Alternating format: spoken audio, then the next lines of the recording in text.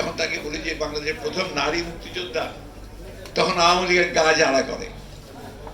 তাদের নেতৃত্বের মুক্তিযুদ্ধ করেন নাই। এগুলো বললে আমি বলি না সমাজের এসব কথা, তারা যেসব কথা বলেন তাতে এই কথাগুলো এসে যায়।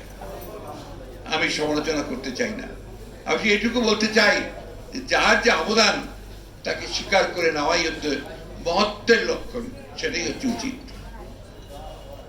যতই চেষ্টা করুক শহীদ জিয়াকে খাটো করতে, বেগম খালেদা জিয়াকে খাটো করতে, বিভিন্ন কথায় কথায় বলে তারা খুনি খুনি।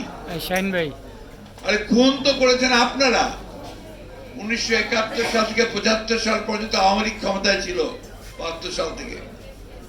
তখন 30,000 কিশোর তরুণ যুবককে তারা হত্যা করেছিল শুধু ভিন্ন মত পোষণ করার কারণে। যারাই সেই সময় আওয়ামী লীগ সরকারের বিরোধিতা করেছে তাদেরকেই সেদিন গ্রেপ্তার করা হয়েছে, হত্যা করা হয়েছে।